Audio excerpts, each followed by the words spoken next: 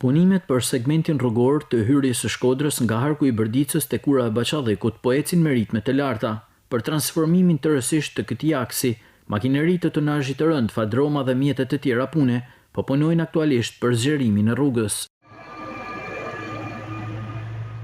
Pas mbylljes së kësaj faze do të nisë puna për ndërtimin e trotuareve, ndërtimin e një ure të dytë mbi drin paralel me urën ekzistuese të Baqallikut dhe përmirësimin e nyjeve tek harku i Brdicës dhe tek ura e Bunës.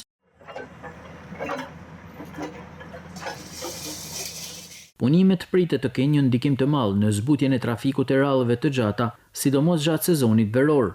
Ky investim do të japë një kontribut të rëndësishëm për zgjidhjen e trafikut në hyrje e dalje të Shkodrës gjatë sezonit veror, lidhjen më të shpejtë me Tiranën, Velipojën, Shirokën, Moriçanin dhe Ulqinin.